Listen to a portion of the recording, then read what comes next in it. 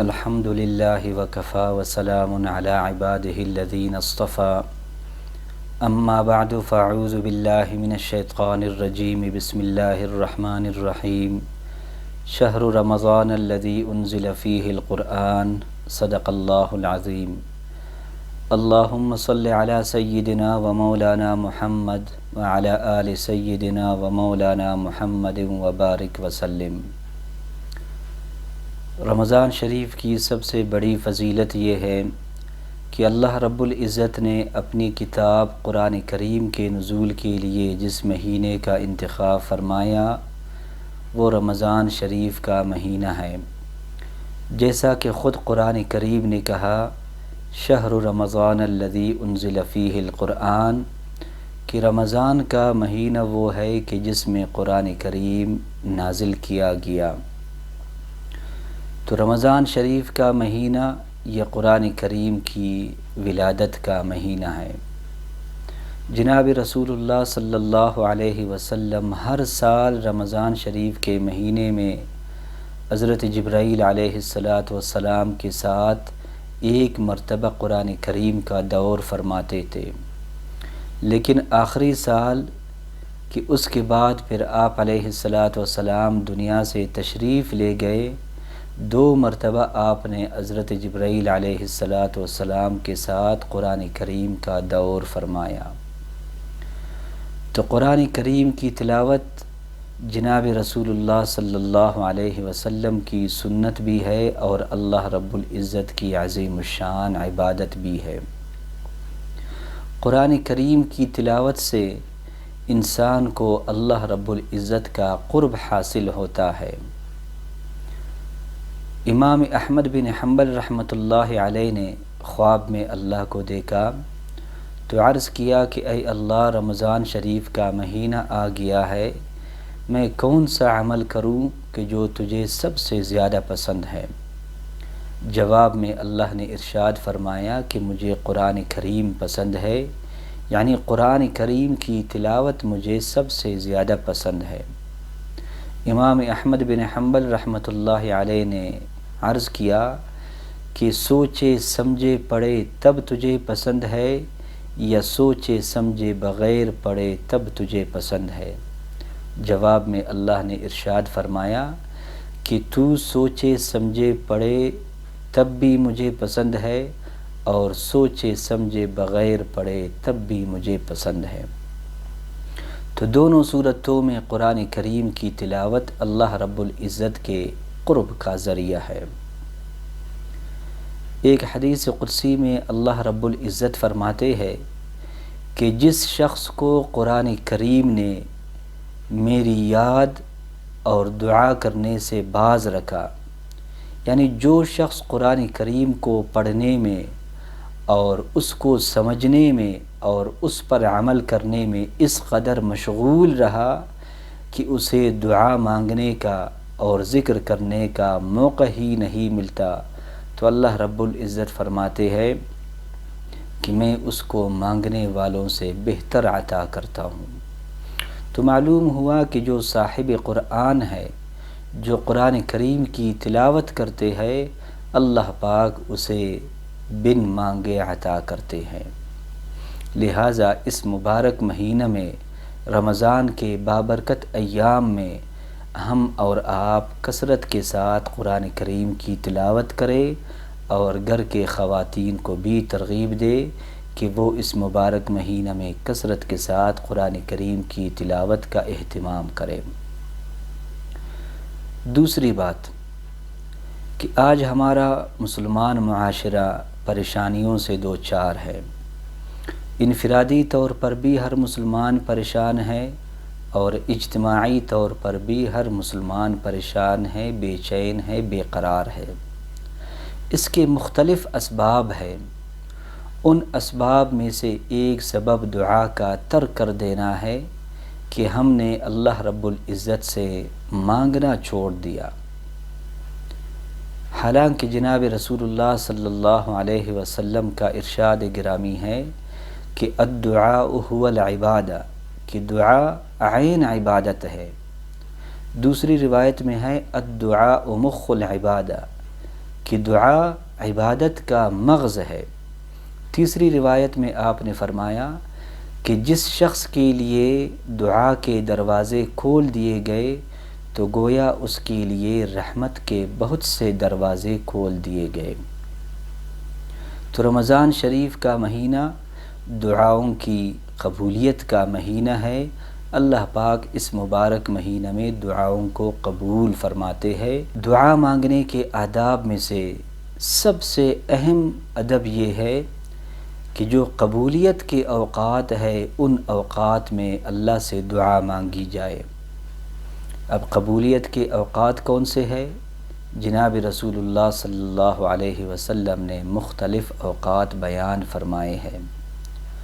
ان میں سے ایک یہ ہے کہ آپ نے فرمایا ان لکل مسلم فی کل یوم ولیلہ دعوۃ مستجابۃ، کہ ہر مسلمان چاہے وہ مرد ہو یا عورت، وہ دن کو دعا مانگے یا رات کو، روزانہ اللہ پاک اس کی ایک دعا کو ضرور قبول فرماتے ہیں۔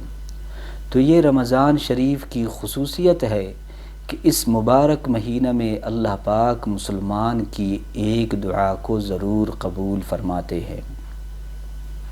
اسی طریقے سے اذان اور اقامت کے جو درمیانی وقت ہے یہ بھی دعاؤں کی قبولیت کا وقت ہے۔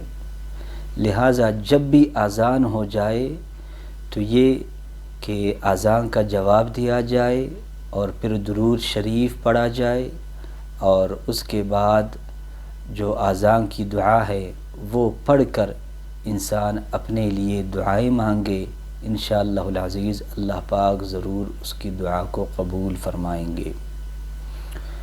اور اسی طریقے سے فرض نمازوں کے بعد کا جو وقت ہے یہ بھی دعاؤں کی قبولیت کا وقت ہے۔ فرض نمازوں کے بعد بھی اللہ پاک دعاؤں کو قبول فرماتے ہیں۔ ایک صحابی نے جناب رسول اللہ صلی اللہ علیہ وسلم سے پوچھا کہ اے اللہ کے رسول، قبولیت کے اوقات کون سے ہیں کہ جس میں ہم اللہ سے دعا مانگیں؟ تو آپ علیہ السلام نے فرمایا کہ رات کا آخری حصہ یعنی سحری کا وقت اور فرض نمازوں کے بعد یہ دعاؤں کی قبولیت کا وقت ہے۔ تو فرض نمازوں کے بعد اللہ پاک دعاؤں کو قبول فرماتے ہیں، اور سحری کا وقت یہ بھی انتہائی اہم اور قیمتی وقت ہے۔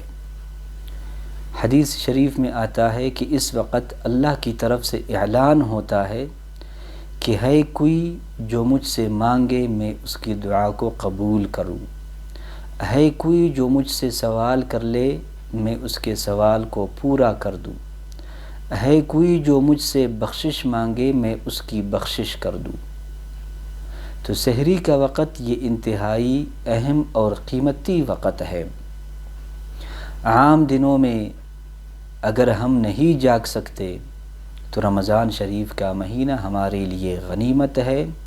رمضان کے مہینے میں سحری کے لیے تو اٹھنا ہی ہوتا ہے، تو تھوڑا پہلے ہم اٹھ جائے اور وضو کر کے 2 رکعت نفل پڑھ لے یا جتنی بھی توفیق ہو جائے، اور پھر اس کے بعد گڑ گڑا کے اللہ سے دعا مانگے اور پھر دیکھے کہ ہمارے دنیا کے مسائل کیسے حل ہوتے ہیں۔